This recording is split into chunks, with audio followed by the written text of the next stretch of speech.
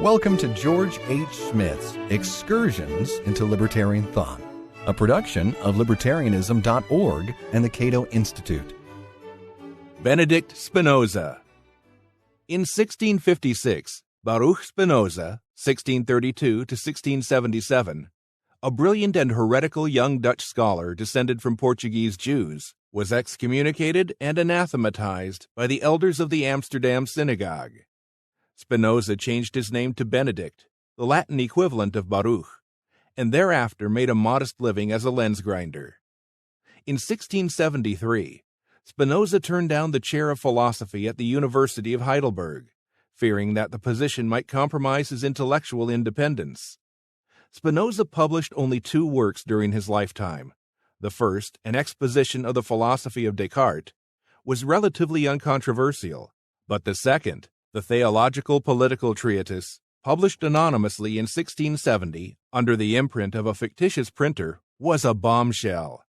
In the words of Richard Popkin, The History of Skepticism from Erasmus to Descartes, Revised Edition, 1979, it is a devastating critique of revealed knowledge claims, which has had an amazing effect over the last 3 centuries in secularizing modern man. Although Spinoza completed his celebrated work on metaphysics, the Ethics, in 1674, he declined to have it published because of the outrage it would almost certainly provoke. Published shortly after Spinoza's death, the book had precisely that effect. The Ethics, though highly abstract and often difficult to follow, earned Spinoza dubious fame as the leading European atheist. For many decades thereafter, being called a Spinozist was tantamount to being called an atheist. In his lengthy article on Spinoza in the Historical and Critical Dictionary, a massive work that greatly influenced Enlightenment thought, Pierre Bayle, 1647 to 1706, a notorious skeptic in his own right, called Spinoza a systematic atheist who made use of equivocation and artifice to avoid showing his atheism plainly. The Theologico-Political Treatise is a pernicious and detestable book in which he slips in all the seeds of atheism, so his followers have hardly any religion at all. Friends reported that, though Spinoza died completely convinced of his atheism, he had avoided the label because he wished not to give his name to a sect. Bayle continued, "Very few persons are suspected of adhering to his theory, and among those who are suspected of it, there are few who have studied it, and among the latter group, there are few who have understood it and have not been discouraged by the perplexities and the impenetrable abstractions that are found in it." Bayle regarded Spinoza as an atheist for the same reason that occurs to most readers. While praising God to the hilt as a necessary and infinitely perfect being who is the cause of all things, Spinoza explicitly identified God with nature. He expressly denied the existence of a transcendent being, that is, a being that exists apart from nature and acts on it as an external agent. Every change that occurs, every instance of cause and effect, is immanent within nature and takes place according to the deterministic laws of nature. Scholars continue to debate whether Spinoza was really an atheist, and if this debate cannot be resolved, the fault lies partly in the term itself. Atheist is rarely used in a clear and consistent manner. Spinoza once remarked, "My opinion concerning God differs widely from that which is ordinarily defended by Christians and other theists. For I hold that God is, of all things, the cause immanent, and I do not bring in the idea of God as a judge. Nature, according to Spinoza, is the power of God under another name. In nature there is no substance save God, nor any modification save those which are in God. As for the attributes of God, by eternity I mean existence itself. Reality and perfection I use as synonymous terms. Infinite means that the nature of the universe is not limited, that it is infinitely modified and compelled to undergo infinite variations. Moreover, God does not act according to freedom of the will, but is determined by the eternal laws of his own nature. To suppose that God can intervene in the natural course of events through miracles is absurd. I have taken miracles and ignorance as equivalent terms. God can never decree, or never could have decreed anything but what is.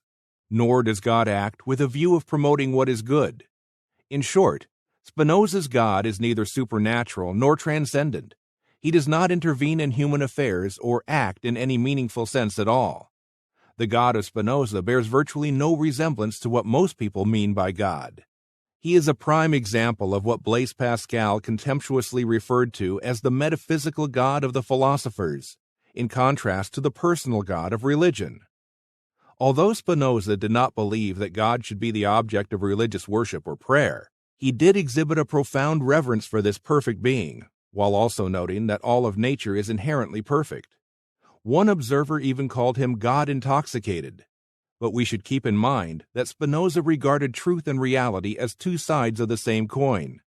When he contended that lasting happiness can only come from the contemplation of God, it appears he was advocating nothing more than the pursuit of wisdom, a quest for universal knowledge that is certain, immutable, and eternal, that has captivated Western philosophers for 2,500 years.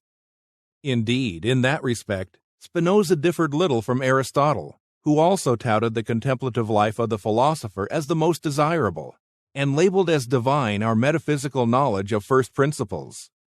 Spinoza's influence on later deists can be difficult to establish from their writings. Spinoza's reputation as an atheist made him a dangerous precedent to cite, especially for those deists who sought to distance themselves from that odious label.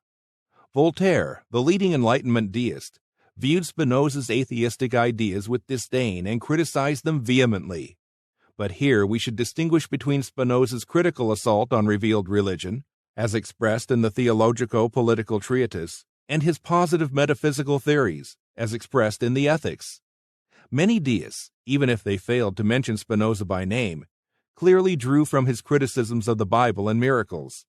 His metaphysical views had far less influence on later generations of freethinkers. A notable exception was John Toland, who, though critical of Spinoza in some respects, coined and embraced the label pantheist to describe a person whose conception of God was very similar to Spinoza's. Although Toland insisted that pantheists are not atheists, to many of his readers this appeared a distinction without a difference. See my discussion of Toland in Chapter 9. From a theological perspective, the most troublesome part of Spinoza's Ethics is the appendix to Part 1. Although this section specifically targets final causes or purposes in nature, it also qualifies as the most sustained criticism of the design argument in early modern philosophy. The design argument, long considered the most persuasive proof for the existence of God, prevented many 18th century deists from taking the plunge into atheism. The design argument was defended by some of the most celebrated names in the history of science and free thought, such as Isaac Newton, Voltaire, and Thomas Paine. It continued to be immensely popular well into the 19th century, until the Darwinian theory of evolution provided a naturalistic explanation for the complex, adaptive, and seemingly purposive nature of life. According to Spinoza, we have a natural desire to understand the causes of natural phenomena, especially those that influence our welfare, and we also have a natural tendency to view nature in human terms. Thus, when we lack knowledge of natural causes, our imagination fills the void by attributing to nature the same kind of purposes and intentions that we observe in ourselves and other human beings. A kind of metaphysical transference is at work here. Many events and things affect us for good or ill. They are important to us, so we assume they were brought about with us in mind, by a being to whom we are important. We think that the world was specially created for our benefit, and that its complex structure and immense beauty must have been designed by a purposeful, powerful, and intelligent being. The first problem with this theory, Spinoza contended, is that it does away with the perfection of God, for if God acts for an object, he necessarily desires something which he lacks. Some theologians tried to get around this problem, which had been proposed by some skeptics of ancient Greece, by stipulating that God created the world for his own sake, not for the sake of his creation. But that reply, or any similar to it, is unsatisfactory.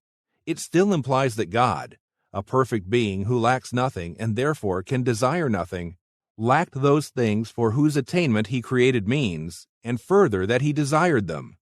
An interesting side note is that Ludwig von Mises repeated this argument in Human Action. To ascribe purpose to nature is essentially an argument from ignorance, according to Spinoza. Nature is infinitely complex, so we can never claim to know that a given phenomenon could not have been produced by natural causes.